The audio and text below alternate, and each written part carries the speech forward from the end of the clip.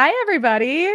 We are here on a Tuesday evening for another episode of Ask an Expert, and we are joined right now by Jen Carter. And Kyle Carter is coming in the door here shortly as well, but we're going to pick Jen's brain while we have the opportunity here.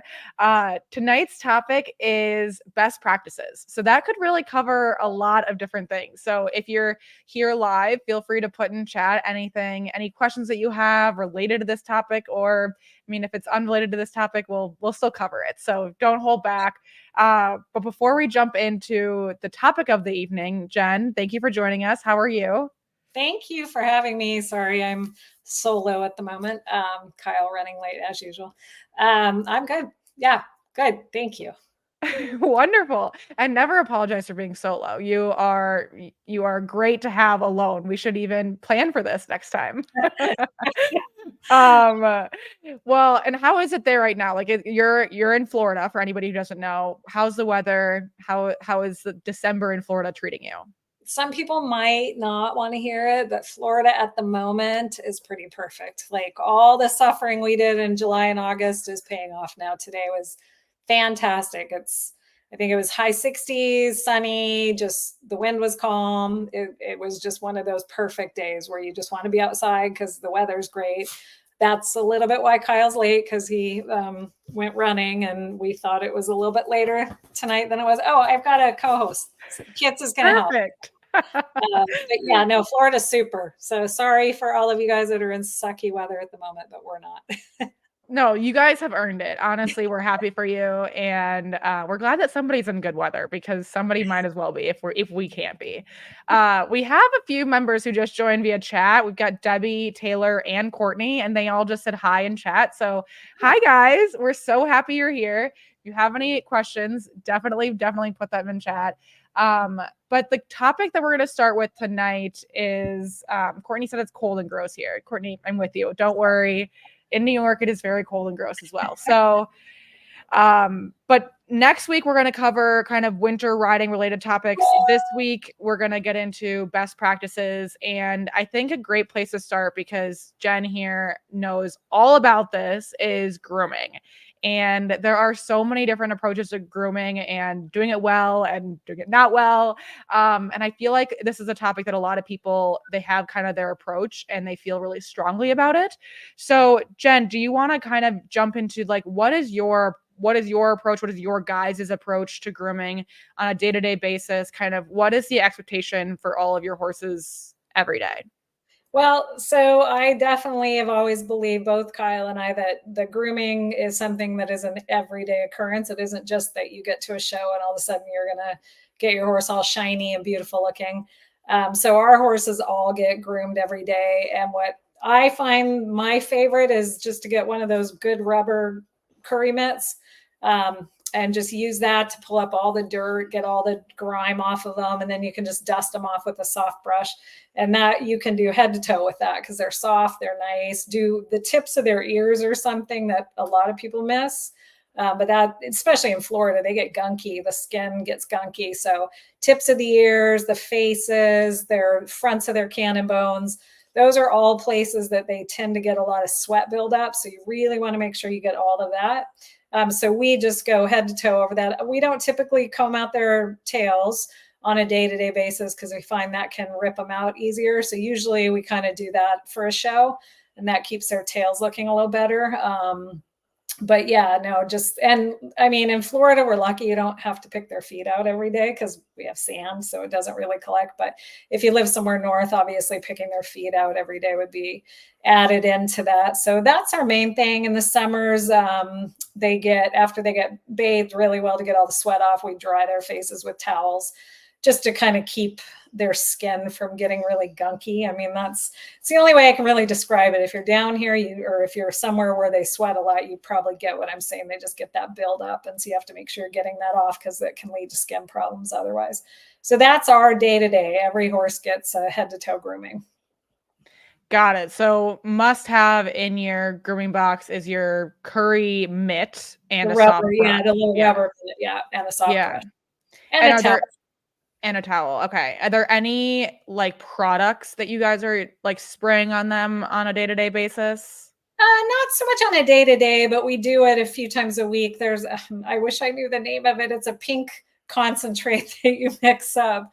Riley actually should probably come tell you about that because she's the one that got us started with it, but she uses it day to, I don't know if she does it every day, but she does it frequently. And so we started using that. And that actually has been really helpful with a lot of the horses in the summer that get the rain rut, especially when they're out at night and it's raining or they're sweating a lot and they get all the crud on them. So that's actually really helped keep their coats nice. So we'll just, if you have one that's prone to it, you spray their coat, spray their tail, whatever with it. We usually do every day if it's bad. On a general basis, just kind of once a week usually does it. Got it. I'll And how find out the name of it, but probably most people know it's pink, and then you just mix it with some water. it's hard to miss it. There's not a lot of pink products. So Exactly. definitely it's probably the one that you're talking about. Yeah, But yeah, if it comes to mind or when you see it next, throw it in the group for everyone to know. definitely. So how often are you guys bathing your horses? Well, ours still mostly get like we just spray them. They don't get soap baths unless they're going somewhere or getting clipped. But yeah, just on a day-to-day basis, they get sprayed pretty much every day. Yeah, today was still nice. Tomorrow's supposed to be a little cooler, so on those days they probably won't get sprayed off. They'll just get groomed really well. But I'd say right now, probably at least 4 to 5 times a week, they're getting sprayed off. It's still, I mean, they're still sweating down here. Today was lovely, but you work, they sweat a little bit. So Yeah, absolutely. So Courtney is saying if it's the bottle with a horse with a long tail, she thinks it's called hair moisturizer concentrate. Is that that sounds right. I couldn't tell you, but I will find out, but that probably is what we're using. yeah. So I will try and confirm that. If that's the title, there's no wonder you don't remember what it's called with that kind of name. It's like the least It's not anything that really sticks not out. memorable. Yeah. Awesome. Okay, so that's really helpful. And your horses that you're even on their day off, they're getting groomed. Is that Yeah, okay? it's just our barn routine because honestly, I do think when you switch up, especially when we have 20 horses right now, we don't have that many, but when you have 20 horses in the barn, if you go one day without it, then it tends like, oh, maybe another day it doesn't happen. So we're pretty regimented in our routines, and that's part of the daily routine. So that 7 days a week they get brushed. Not only that, but when you are grooming them like that, you're also noticing any little nicks or swellings or whatever. So it does serve a purpose other than just getting them clean. It's just to give them a really good thorough check over, make sure you aren't missing, a little cut that could be hidden under some hair or something like that. So That's so true. I think that that's definitely like, yeah, who was it? Someone we had on recently was just like the most important thing you can do is just spend time with your horse because that's like when not only will that like build the relationship, but it also will give you an opportunity to notice when things are wrong. So that makes perfect sense. yeah, for sure. And sometimes you can notice a horse acting a little oddly if you're just in their stall grooming them. Maybe they didn't drink normal or stuff you maybe wouldn't just notice unless you're in there spending time with them. I mean, I'll be honest, like it isn't us that's in there all the time with them, but like anybody who's spending time with the horse on a daily basis should start to kind of know their habits and stuff. And then if you're in the stall and something's a little missed, just bring it to someone's attention. So it's a really, it's useful. Yeah, Taylor, you're right. Emma Ford was saying that about spending time with them. She's so wise. Yes.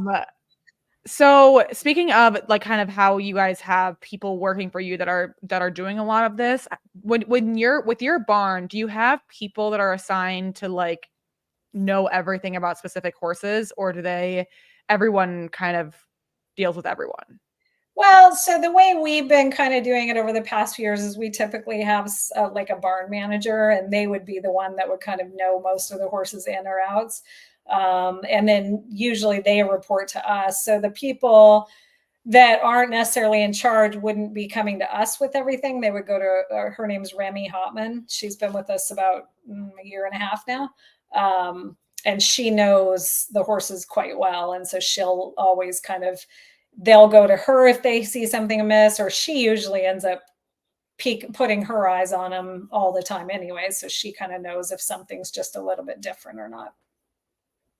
Got it. And your horses, and I don't mean to like ask this question 12 different ways, but I want to make sure that I'm like fully on the same page. Even your horses that are maybe getting a couple months off because they're injured, or even if they're living outside, are they still getting groomed every day? The ones that live outside do not, but we honestly don't really do that here. So at the moment, the only ones that live outside even remotely would be our kids' ponies, and they're still coming in probably 4 days a week. They come in, and Riley actually grooms them. So, I mean, she's checking them over, but everything else we have right now is coming in and has a stall. So, yeah, like anything that's coming in the day in a stall is getting groomed. We have done young horses where they live out 24/7. And as much as I would love that they get groomed every day, that is always a little bit harder. So, Yeah. And you mentioned clipping. Do all of your horses get clipped? no, we do have some that really never grow winter coats. It's an individual thing. We have some that need it 4 times a year or even more, some that need it once a year, some that don't need it at all, some that are really difficult to clip. So you try and work around those. But at the moment, we have some people that can clip for us that are quite good. So yeah, there's not really anything at the moment we have that's too difficult to clip, but we probably have 3 or 4 in the barn that just really don't grow much winter coats. So we typically don't clip everything. I know some barns do, but I always find if you can get away without clipping, it's the better way to do it. And then their coats are usually nicer in the spring anyway. So clipping can damage them if you do it too late. Once our summer hair starts coming in, if you clip them, and I know a lot of people do it, and we've done it too, and we still will do it, but it's better if you can avoid it. It just can damage their coat when it starts to grow in.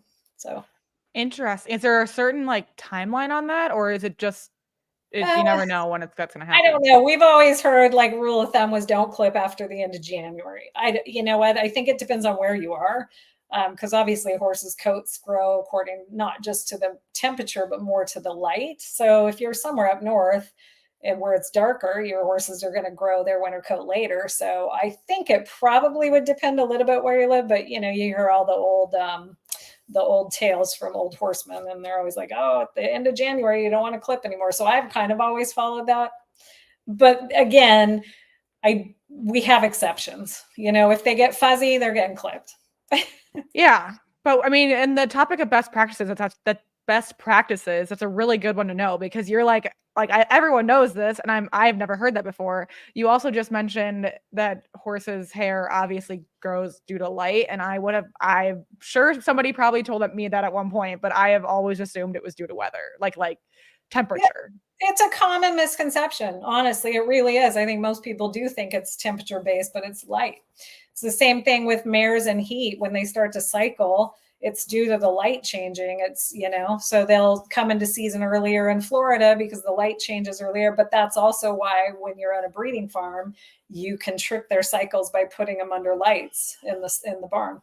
So, and same thing with the hair growth. I have heard of people up north keeping their horse under lights, and then sometimes you can limit the hair growth.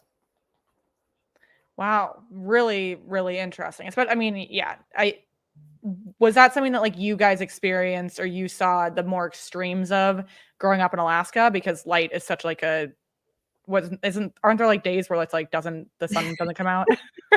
Well, the horses do get fuzzy up there. Honestly, we didn't clip, but I wasn't out there galloping around in the winter either.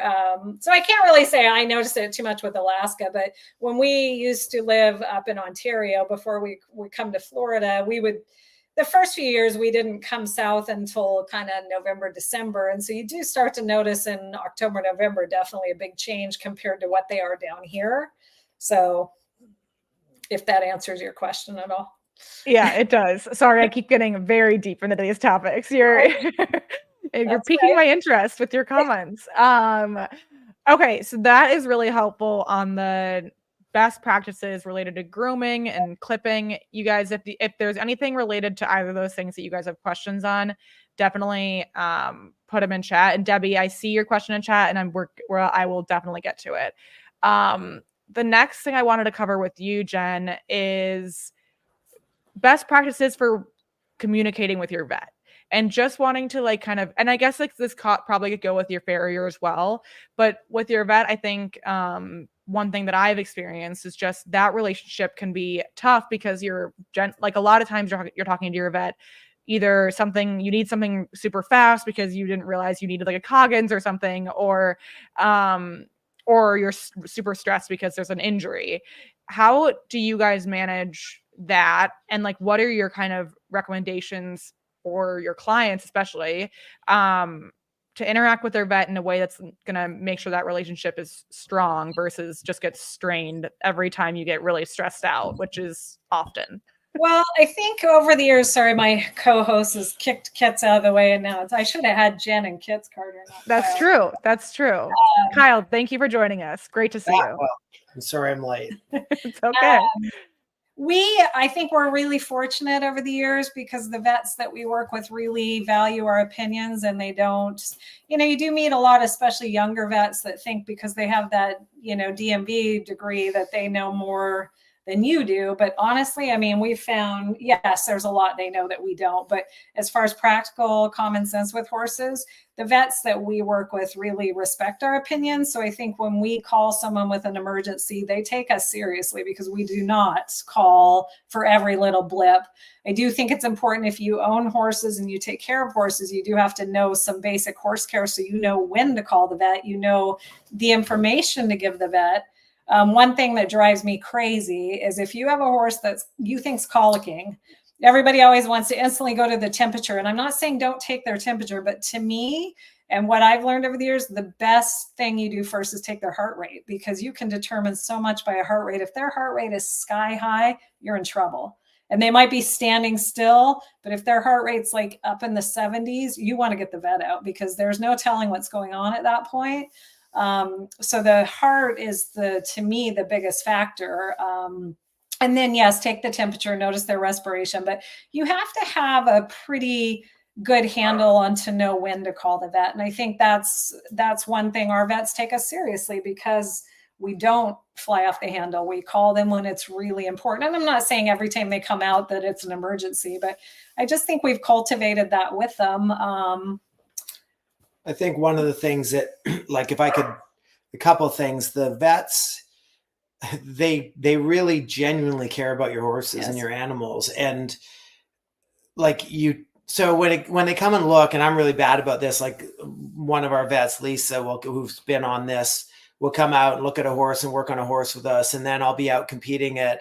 And she'll be like, well, how was it? And you forget, they're really invested. They really love the animals and all that. And they're trying their hardest to cover all those things. Now, yeah, okay, maybe not all of them are that way, but I think and I say it to the vets all the time. My dad was a vet, and I'm like, I feel bad for them because we're unreasonable. Like, we expect these things and we want these miracle cures, and I get it because we're people that own horses too. And you want to get everything out of them and you want to make sure everything's right. And I think you have to respect the limitations of their time. They're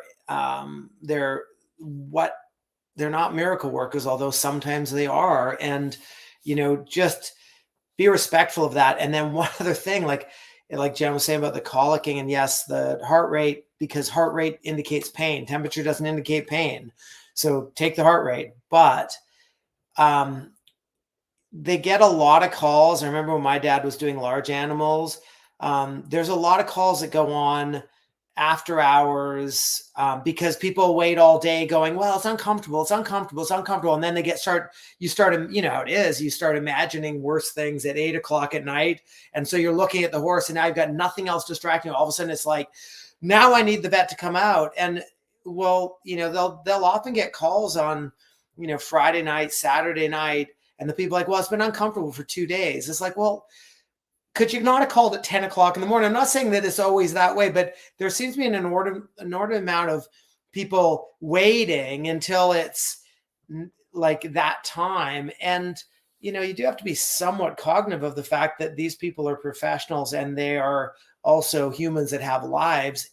Call them, but call them appropriately when you can, so that when you call them with an emergency at 9:00 on a Saturday, they go, holy crap, this must be an emergency, because they're getting a lot of those calls. And then people constantly are like, well, they blew me off. They blocked, all these things. And did you cultivate a good relationship with them before that? Because I can say I've got 3 or 4 vets in this area that we use, that if we call them, if we hung up, stopped right now, and I called them, I'd get a response within 10 minutes, and they would be out here within. And it's not because we're the best clients. We're probably the worst clients, because we actually are careful with our money when we're working with the horses. So we're really careful about spending it. So they know, though, if we're calling them, that there's probably, a good reason for it, How do you guys recommend that amateurs who haven't been doing this their whole lives, like, how do you decipher when I should, like, when I should call? I guess one thing that I constantly ran up against was you can, like, be like, "Okay, well, I don't think that this is that big of a deal," and I was fortunate enough where I would take a photo or I would text you guys, and that probably we'll get to that next. You probably don't appreciate that, actually. But, like, I was just like, "I don't know who to ask," and you kinda do need to ask somebody, but there's a lot of times where you can be like, "Okay, well, I could just hope this is fine because it seems fine." But then you can convince yourself like, "Wait, but what if this isn't fine and I was just being dumb and I didn't call because I didn't wanna be annoying?" Like, I don't know, like, it's always trying to walk in that line of, like, when is the right time to call and who to call, or I don't know. What are your guys' thoughts on that?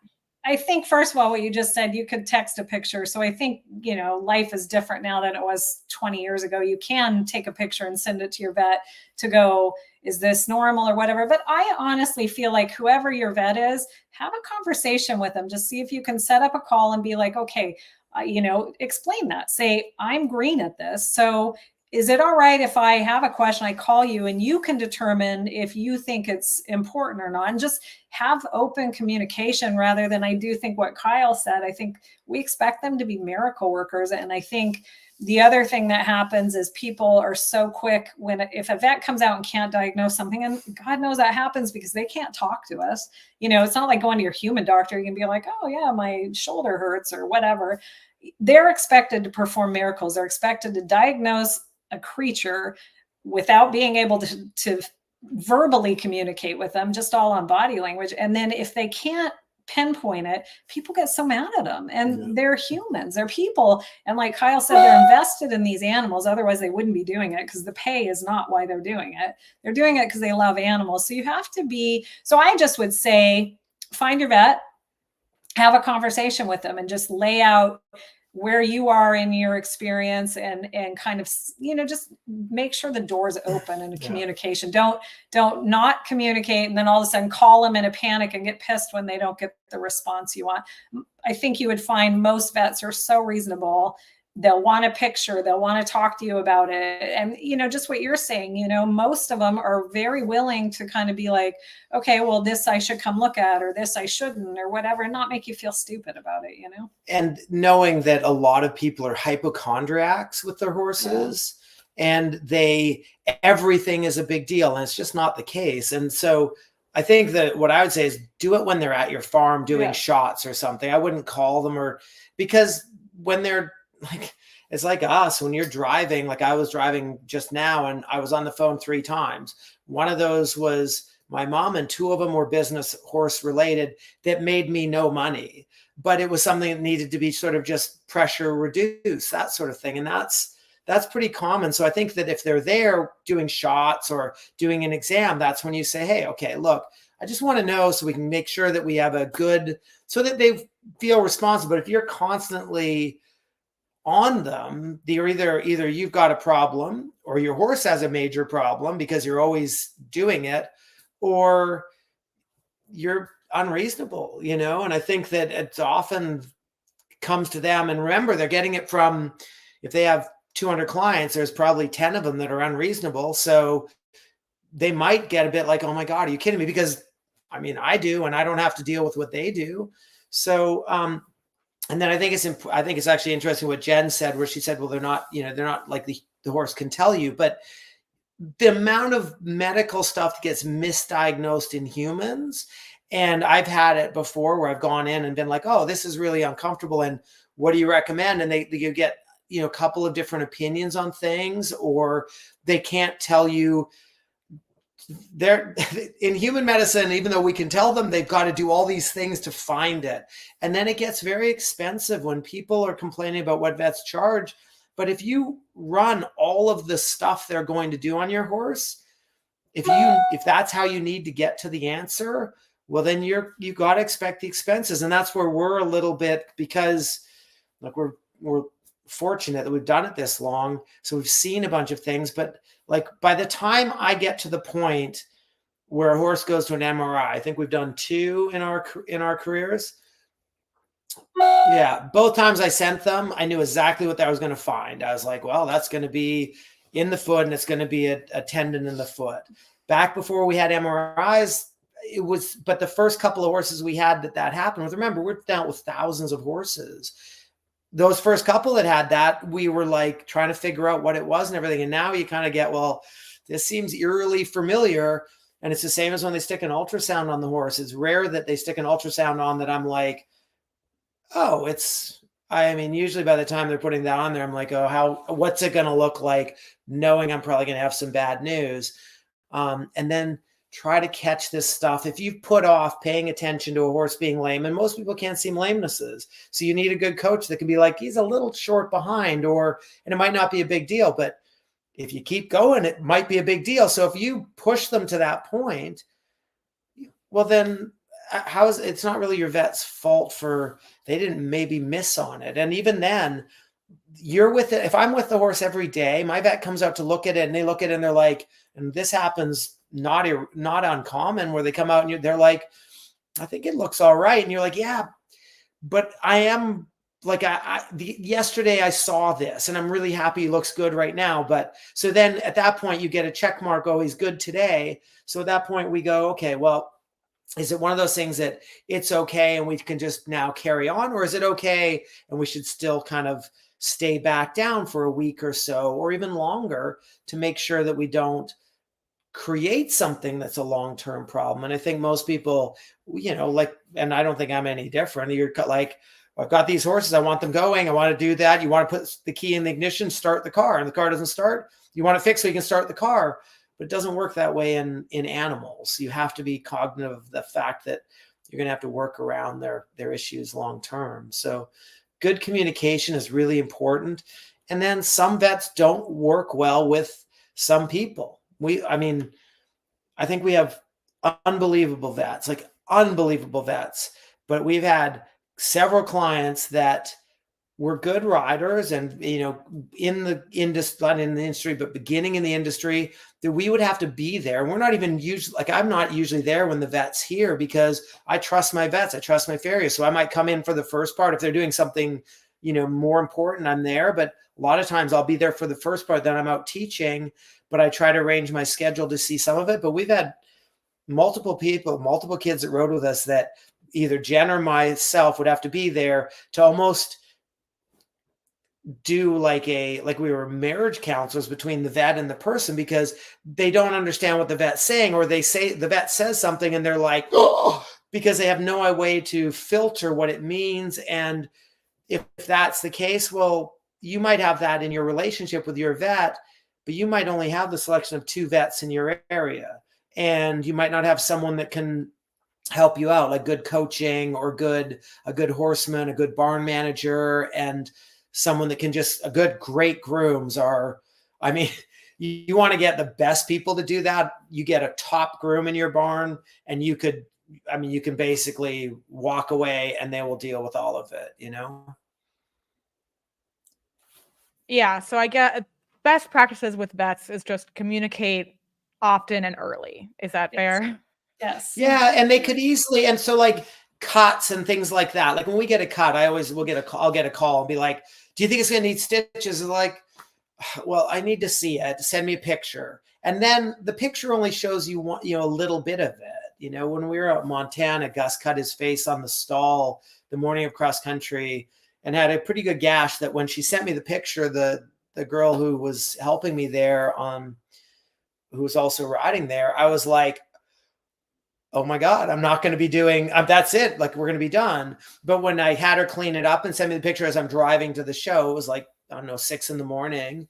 And she cleaned it up and took another picture. I'm like, oh, okay, that's just very superficial. And then I got there and she was freaked out a bit. And I got there and I explained, that area is very vascular, so it bleeds more than other areas. And we looked at it and kind of figured out what it was. And we actually, instead of stitching, we used crazy glue, which don't go and do that. But that's what the high-end plastic surgeons use on faces and stuff. They don't stitch, they use crazy glue. And although it's marketed as something else, exact same compound.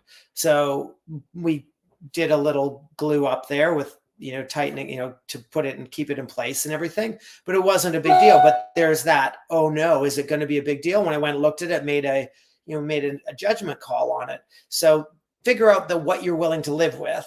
So if it's, say, an inch long and deep, you might want to have the vet look at it. If it's an inch long and not deep, you might be able to, wrap it depending where it is to hold it together. But if it's in an area that's going to, like in an ankle, you could stitch it together and they might just walk right out of it because the stitch expands, and the horses are not very good about following directions.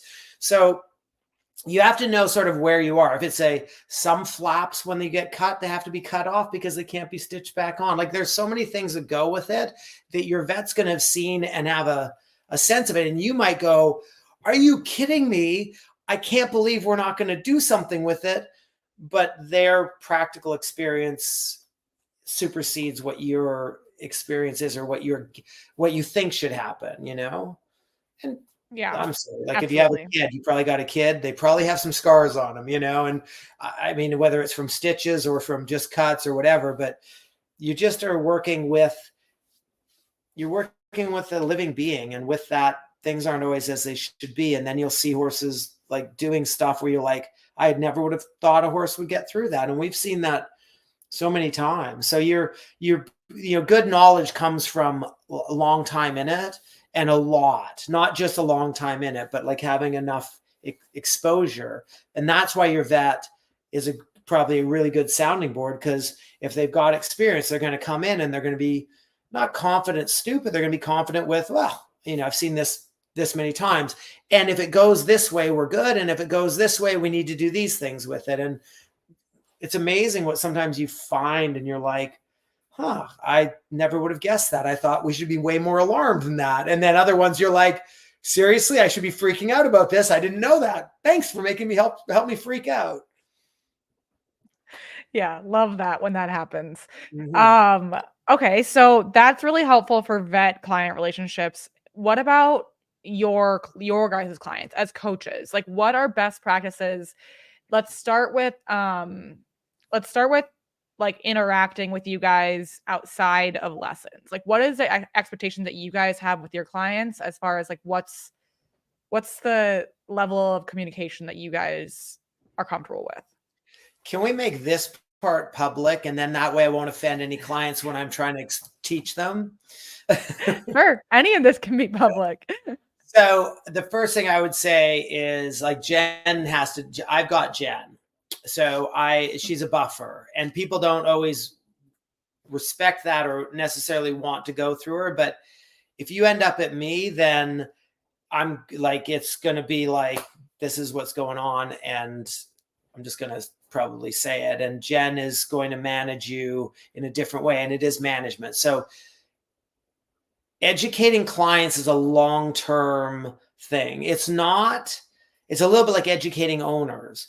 You have to train your owners. You can't just be like, oh, they're owners, that's it. And it's not just, okay, I'm going to communicate with them, that'll be enough. You have to actually train them as to how to be owners. And I say that, and I'm not great at it, but like the first person I heard that from was Philip Dutton. He was like, you got to train the owners. And Jimmy Wofford said it to me one time, because I had an owner who owned a lot of horses for me. So there was a lot of pressure with it and a lot of making sure that person was happy. He was like, you're letting the inmates run the asylum. You can't have them making the decisions. That your knowledge is why the decisions should be made. And I didn't have anywhere near as much experience or knowledge at that point. So you had to train them. With the students, with the clients that are taking lessons, the same thing applies as the vet. we have a family. We tried, and we're pretty clear with them on it. Like our evenings, a lot of your professionals are available all the time at any point, and you can come to their house and all that stuff. And we are not that way. Not because we don't like some of our clients and stuff, but I don't want to have, we've had that before. People just kind of would come in and they'd always be around, and you're on the clock when you're with them. Even if you like them, you're on the clock. So when I do a clinic, if you're in the house with the people that you're doing the clinic with, or you're in the house with, if I'm doing a camp and I'm in the house with, say, the parent, with the family that of one of the people in the clinic, of course, then after hours, it's like, what did you think of? Well, guess what? That's work. And that it takes it out of you. And there are people, I know several clinicians that are like, that will do a dinner. They have to pay for the dinner, like not pay by my dinner, but they have to pay me for the dinner because I'm on the clock when that's happening. So dinner's $200 or $300 into my pocket because it's work. And I think the same thing with your regular clients. If you're a regular client and you're there every week, and you have that hour, then there's an expectation that you should be able to have some communication outside of it. But if you're a random client, like you come in once in a while, I might help you with something. I might be able to talk to you on the phone or whatever. But if you text me or call me and I don't respond, it's probably because I was busy at that moment, and you're not going to be the biggest priority, because the biggest priority is the person that is putting the most into our program, which, as much as this is maybe, you can judge me or not, but I mean, about 15 years ago, I didn't start anything. I had to explain it to a client. I'm like, look, if you want the most attention, own a horse for me, or own part of a horse for me. Because if you're doing that, you're investing in me. At that point, you get full access. You are the person I'm showing up to in the warm-up, no matter what. If there's a split between someone else and you're it. And people would be like first they'd be like, oh, and then they go, well, I guess that makes sense. They might not want to buy into something, but if you want the full ticket experience, it is that, because it is a business, and we have to play to taking care of the people who are most taking care of us.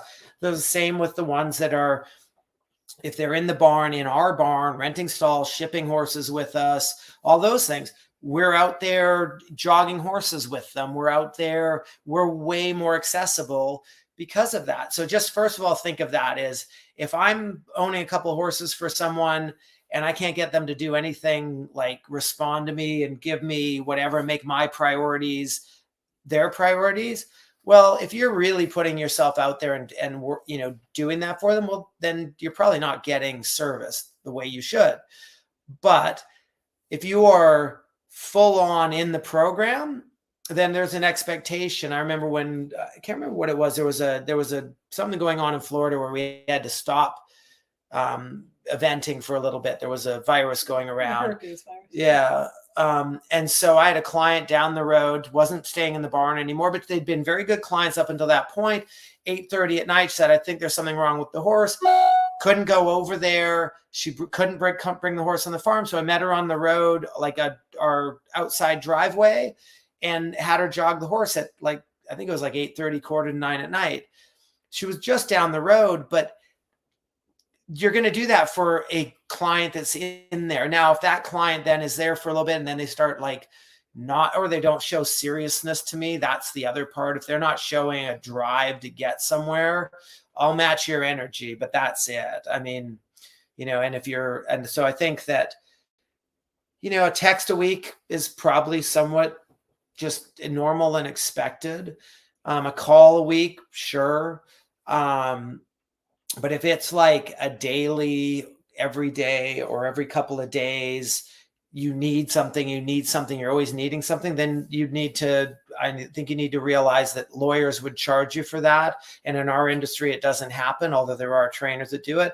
And some trainers charge a retaining fee, and that retaining fee gives you access and makes sure that you're going to get the lessons. And I think it sounds kind of like, ooh, when I heard that, I was like, I can't believe that.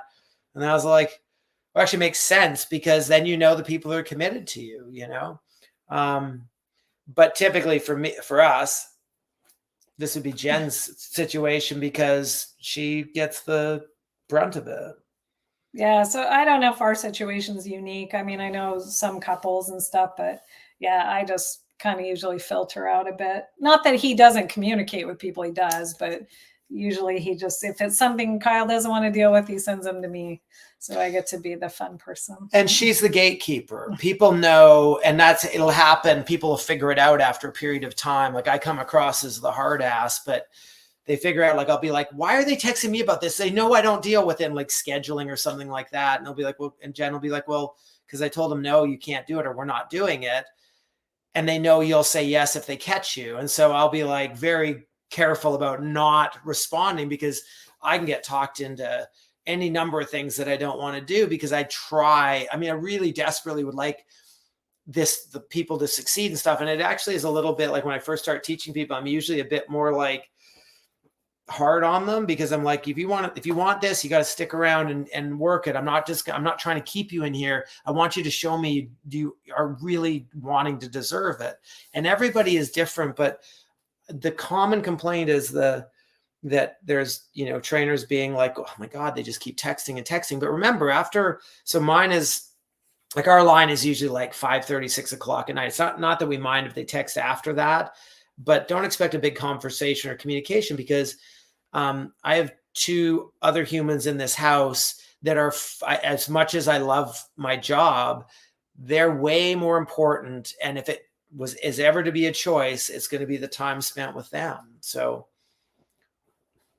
Totally. I think that's a really good line to draw. One thing that came to mind for me was one way I felt like when I was working with you guys, I was able to get a lot more access to you guys without being like a more weight, was showing up and watching other people's lessons, because I felt like every time, like doing that was like, you guys, when the person would be like out on their course, like you guys would be talking through what they were doing. So everybody who was sitting there watching was getting like a free lesson out of it. And it was like, you might even be like, oh, like Kinsey, like that's what your horse does, or something, like keep an eye out for that, or whatever it is. So that was also something, that was obviously a very fortunate situation. I was in high school. Like not a lot of people can go do that in the middle of the day, but if you can, it can be really, really valuable. Well, and so there's the other thing is, when someone does that, there's also the time you might ask a question about something, and I won't take away from the lesson I'm in, because I don't, but like there's that little bit of time in between or whatever, but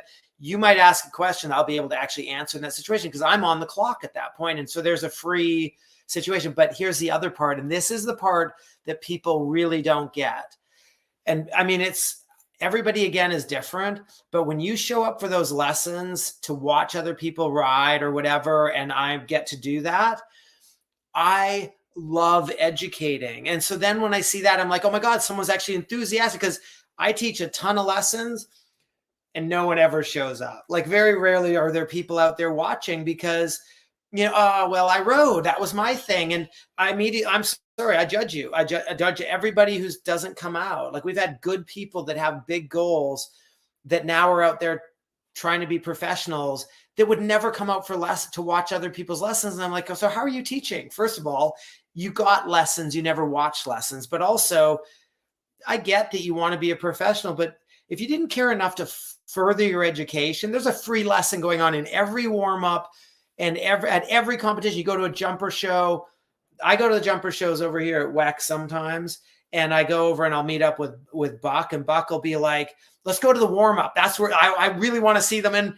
And he's absolutely right. Like it's fun to watch the class, but you watch them in the warm-up and you start to see like, oh my God, they don't jump that much, or God, they jump really big, and look at that type of jump they set up. I wonder why. And you watch the different horses and stuff, and you can hear them speak and stuff. But like for us, there are people that can call me and they might call or text right now, and I'll get back to them. And there's a ton of people that will call or text. I'll be like, oh, I'll get around to it. Usually then I forget. It's not like I'm always trying to avoid, but I'll just kind of, other texts will pile up and stuff. But I'll match enthusiasm. Don't tell me you want to go to the Olympics and then not actually do anything other than ride your one horse. You don't care about any of the stuff that goes on. When I get kids in here that are like invested in like themselves to the point where they're willing to kind of get all that, pick up rails when they fall down, just everything be accessible. They're first of all, I always figure they're going places. And secondly, we're going to match their enthusiasm. And you're going to get probably that 15 minutes after the lesson coming back from the jump field where you can ask questions. It might be about what just went on. But there is free time to do that. And then again, I'm going to guess you didn't have very much trouble getting access to us when you were here, but both you and your sister were different. You were not the normal, like you're abnormal in your participation. And when we get that, it's easy to communicate and try to educate them. So you don't just say yes or no. You're like, oh, this is what I think, or whatever, I think the one other thing with the vet, just to go back, there was one thing that I thought of while it was going on. And that's, if it's an eye, I always have the vets come out, because that's one I can make a lot of, assumptions and stuff. But if it's an eye and I mean, and there's something bothering an eye, I tend to have the vet come out, because if anything goes wrong in there, and you need to really know your stuff for that. And there's no chance I'm going to have that knowledge. So those go wrong and bad things happen. So that's a great rule of thumb. Anything related to the eye, call the vet. Yeah. So on the topic of when you guys have clients, Julia is saying she's about to send her 3-year-old gelding to a trainer to get broke. As a trainer, what do you want sent with a horse, or any tips you like seeing with new training horses? Anything you like to be sent with them, and like anything related to when people send horses to you guys.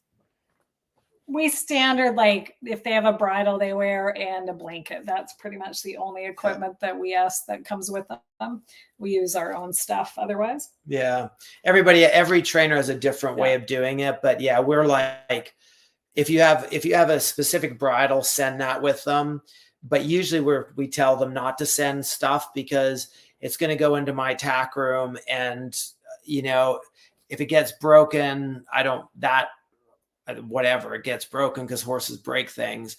But I don't want you showing up and your bridle's also on another horse. So we use our tack generally as well. But it's nice if you have a specific bridle, like we've had, like Ready or Not had her own bridle and tack.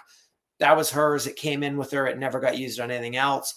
But typically I'd rather not have that come in the tack room, because we run well, not as big operation as we used to, but when it was really big, chances are it was just going to transfer around. And the last thing I want is at the end of it for people to be like, well, I sent him with a breastplate. And I'm like, well, that was stupid. I got 10 breastplates here. I'll just use mine. And yes, it wears out my equipment, but I'd rather that than have to bother answering to someone that was particularly attached to a breastplate that ended up in the barn, if you're sending it in to be broke, like we're taking 2 or 3 in next spring for a client, we just want them to show up. It'd be great if they showed up, in a manner that they were safe to handle and everything, but that's not always typical. We usually get them in here because someone's sending in something that's like, usually they've gone off a little bit by the time they're in here. And so they need to be kind of brought around to being good citizens. But my expectations are pretty low on what people think, because they all typically think their horses are wonderful, and they're not going to, do anything. But I do think, be honest. If you're sending a horse somewhere, if it has some issue, just be honest with the trainer. That's what you're paying them for. And don't try and hide anything, because you don't want anyone to get hurt. Better for the trainer to know what they're dealing with, because that's their job to try and fix it, rather than to try and avoid saying anything. So that's what I personally, when we have horses coming in, if there is an issue, we hope that the people are honest about what the issue is and what they're struggling with, so we can try and figure out how to fix that. And they're typically, I will say, typically they're not. Like I've had a lot that come in and it'll do something, and then I'll be talking to the owner or whatever, and I'll say, well, it did. And they'll be like, oh yeah, no, it rears. You're like, well, damn it. I am usually very like even at clinics, I'll go to get on one that looks like it's perfectly normal. I'll be like, does it buck, rear? Like, should I expect anything? Is it going to stand when I go to get on it? Because I don't want to be part way up and have it buck off with me and I'll, tear my groin muscles or something. I want to know what I'm in for. That's all. It's not that I might not get into it. It's not likely to say, oh no, it's got a rear in it or a stop in it. Oh, Kyle's not going to ride it. Although I've gotten more selective, but people typically will send them in. Like we're doing one right now that's really actually becoming quite nice. But also the last sort of 3 months before this that I've been riding, I'm like, why do I have to still ride horses like this? This is ridiculous. But it's all sunshine and roses to them. They know, they're like, the girl wasn't going to ride him because he was badly behaved and whatever.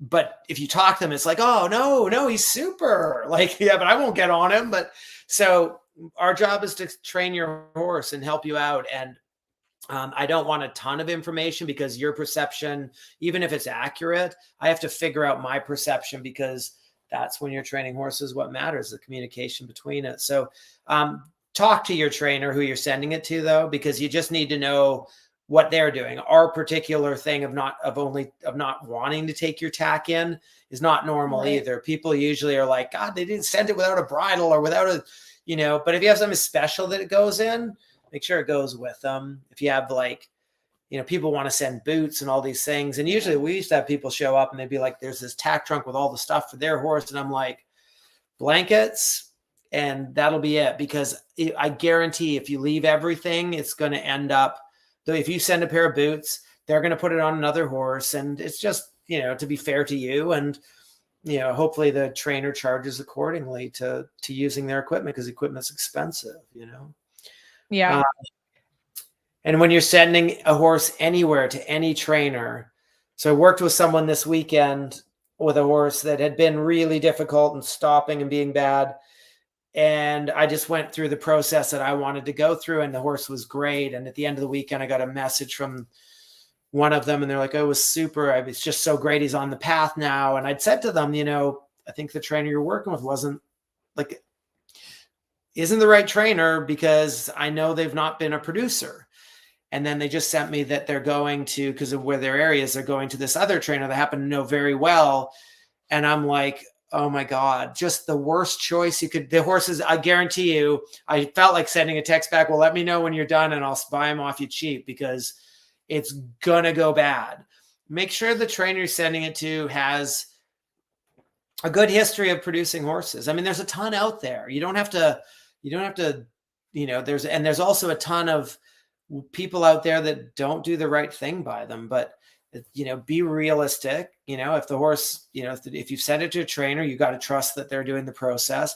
And then I would say I'm really bad at this. If you send me a horse to train, I don't send a daily update on, we had one in here last week, had it for 4 days. And the very first day that the person who is a trainer sent me a text, how was he today? And then how was he the next day? And how was he the next day? And I'm like, I said to Jen, I'm like, it's a good thing he's not here that long. And I said it to her too. I'm like, because first of all, I don't have that many interesting things to say about your horse every day. And I promise you, I'm doing my job. And if you're checking in because you're worried I'm not doing my job, then you probably shouldn't have sent it to me anyways. But the process is not what he's doing today, but what's he done at the end of the period of time the horse is there, And then she got him. I taught her a lesson where she rides, and she was like, oh my God, he feels so great. And I'm like, not like, oh my God, I'm amazing, but I'm like, well, you paid for that, so you're sending it to someone. Make sure you're sending it to someone that has some credibility and history. And just like people, every horse doesn't suit every trainer, my trainer might be good with one. And again, same as always, communicate. Yeah. So what your expectations are out of the whole situation. Yeah. This might be a silly question because I'm just thinking of when I give my dog to somebody to watch, but food, should they be sending a bunch of grain with them? They should send the first bit, usually a bag of grain, and then the trainer probably will transition to unless you're married to some feed program. We always say send the first bag. If it's going to stay longer, we're going to put it on our feed. If it's not staying longer, you can keep providing feed. That saves us money, but I'm not going to give you a discount on the price of you sending your own feed, because it's more of an inconvenience for us to run that way than to just do our feed program. So yeah, again, and every trainer has their own thing. So that's just how we do it, but always good to ask. Yeah. Great. That's wonderful. And Julie, if you have any follow-up questions on that, feel free to put them in chat. So Debbie is saying that she is trying to figure out how to mentally prepare to ride again in several weeks after an unplanned equine assisted flying dismount. That's a very nice description of what what I'm guessing is a fall. Do you guys have any advice for getting over just the fear of getting back in the saddle after something like that? It's hard because everybody's so different. Yeah. I mean, everybody handles stress, worry, nerves, everything differently. So make sure your horse is in the right mental state for you to get on it so you can be confident. Like if I've been hurt before and had to get on horses again, and first of all, be physically well. Like if you're hurt, when I broke my ribs the last time, it hurt so much when I first started getting on again that I had to be careful about which horses I was willing to ride, because some of these horses they're not doing it because they're mean, but they're athletes and they're just going to physically test you. And if I'm not in a good place to physically do that, I'm going to not be a good rider on them, but also it's going to stress me out. And fear is a funny thing. And I think that I read an interview. I was talking about it this weekend. I read an interview a while ago with like 10, 20 years ago with one of the top riders. I thought it was Margie Goldstein, but I don't remember. It might've been BZ Madden, someone like that. And they were riding a horse that wasn't all that, like a little bit badly behaved and something. And one of the other professionals was like, what are you doing? Why are you riding that? Because she was well beyond that situation. And she was like, sometimes you got to test your guts. You've got to test your guts. You have to test that you're brave enough, and your confidence is that you can overcome that confidence issue, because it's a big part of everything that we do. And as your world gets smaller because you lose that confidence, like what you're coming through to get back on a horse, your world's getting smaller. You want to expand that world back. So make sure your horse is well set up for that. If it's a bit fresh, make sure that it's been lunged. Someone's ridden it for you. Start slow. Like get on. One's going to behave badly. If I know one's going to behave badly and I don't really want to deal with that, the first thing I do is maybe if it'll hack well, I'll take it out and hack it. And then if it'll work only hack in the ring, I'll do that first. So I can build my world outwards from being confident in what I'm doing. The stupidest thing I see people do is they go, okay, I got to be brave. I'm going to go and be brave. And they're doing things that they're scared of doing. Tackle it a piece at a time so that when things happen, you're going, I can handle this because my confidence has come along with it. And too often I think people go and try to show that they don't feel that way. It's okay to be nervous. In fact, it's perfect, because you want to be nervous. You want to be a little bit worried about what might happen, because that will hopefully keep you out from things happening. But when you go to the process, take your time to give yourself time to get there. No schedule, no anything, but don't do the other thing that people do when they've lost confidence, and that's never go past. Like I see that all the time. Like they'll be like avoiding areas around the farm because they know the horse is going to spook and stuff. And that's fine for a little bit. That's fine if you're like, oh, I just don't want to deal with this today. But if you're always doing it, guess what? Your world's getting smaller and smaller, and you have to be confidently expanding that. And that's important. You can't avoid the risk of it. I was doing an interview today with the Chronicle, and we were talking about safety in the sport. And I said, the thing is riding a motorbike is unsafe. I ride motorbikes and I ride them on the street and everything. And people be like, oh, you shouldn't do that. It's dangerous. And I'm like, I totally get it. It's more dangerous than driving a car, but driving a car is dangerous. And riding horses, being around horses is not safe. It's not a safe sport. You do your best to keep it safe. So the danger is inherent. You mustn't you mustn't be overly confident that you are just going to be able to handle it. You're probably really smart to be a little worried 2 weeks out, but you can set yourself up to expand your world. And then when the same situation happens and your horse says, you know what, I'd like to see you flying through the air. That would be awesome. Can you fly? And when that happens, you want to have your plans to how you're going to deal with it. Am I going to put him in a circle? Am I going to put him in the water jump so he can't move faster than I can ride? Am I going to, like, that one's a big one for me. Are you going to just make sure you lunge and take him through the process of getting him safe where you can ride him? And are you going to go through that process every single day? Take your time to keep yourself in the best place, and then know that even on the plottiest horse, things can go wrong, and you just want to always be thinking of how you're going to make that happen. Make sure you're physically fit to do it as well. Don't get on in a compromised state, and make sure you do a little bit of physical work before you get on the horse, like in the weeks preceding. And I would make sure you have people with you when you go to get back on. Yeah. I think that's smart no matter what. Yep. Wonderful. Well, Debbie, we can't wait for the update once you do get back in the saddle, and wish you a quick recovery over the next couple of weeks, full recovery. Well, guys, that takes us to the end of the hour. This was a lot of fun. As always, thank you guys for coming on and sharing some best practices with us. Thank you for having us and for all the questions. Wonderful. Well, have a great evening, everyone, and we'll talk to you